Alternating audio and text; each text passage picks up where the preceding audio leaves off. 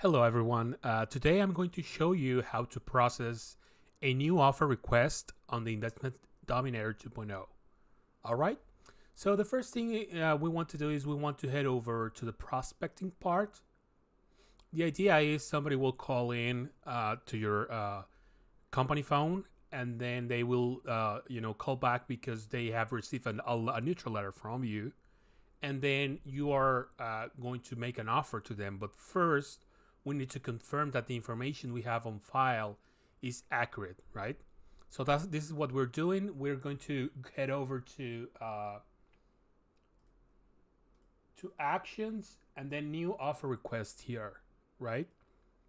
And then what you're going to ask is, can you give me the reference number that's on the letter at the bottom right of the letter or on the envelope of the letter, right? So if they provide that, all you have to do is click on letter reference, and then just put the number that they give you, right? So let's say number 432 is the one calling me, just as an example. And then you can just see, is this the person, right? Uh, if they don't provide you with the reference number, that's fine.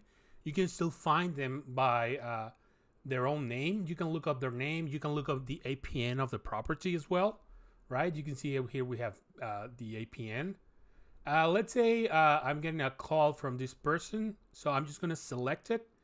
And then the next thing is it will load all of the information of this property, and then we're just going to corroborate with them that this is all accurate, right? So you will say, let's say this person is the one that calls me, and then we'll just click next, and then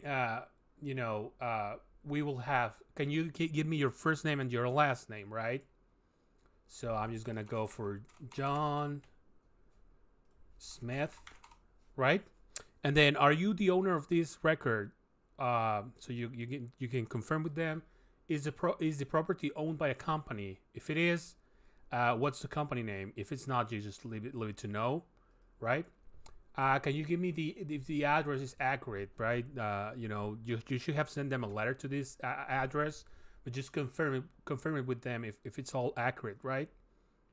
And then, what's the phone number we can reach if we have additional questions for you after this call? So you just enter the phone number here, right? And then, do you have an email address that you can use frequently so we can also send you an email if necessary, right? You can just fill that out, and then I'm just gonna click next, and then you're going to be confirming that the APN is accurate, right? The property address, does it have an address that you can fill out? The county of the property, what's the size in acres? It's probably like 10 acres, let's just say.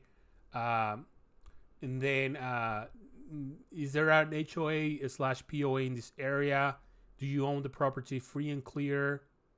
And then any of the improvements on the property. This is very important to determine the value of the property, right? Does it have septic? Does it have, cabin, shed, mobile home, RV hookup, septic, well, and fence? And then any other improvements, as well as electricity. Does it have electricity, or is there electricity nearby? Does it have road access, right? So you will just you want to have the most accurate picture of this property, so you can come up with a good and fair offer to them, right? So let's just say it has septic, it has a fence, just as an example, right? So I'm just gonna click next. Oh, I need to finish the property address. All right. So I'm just gonna fill out, this information, and then I'm just gonna click next. How long have you owned the property, right? So, you will know a lot of this person based on, how many years they've had this property, right? So just fill it out. If we pay cash, what will be the least you would take for this property, right? So let's just here, what type of offer they are expecting. That doesn't mean you're going to send, you're giving whatever you want. You still want to do the research, figure out how much the property is worth, and then make an offer based off of that estimated value that we come up with, right? But let's just say this person wants $30,000. Use an example. Is this property tied with a realtor at this time? Yes or no? Most likely no, but let's just see. I'm just going to say no. And then, do you have any comments, anything that you want to add before, we finish the session, right? If they have like any other comment that doesn't apply to any of the fields here, then we can just add that as a comment, right?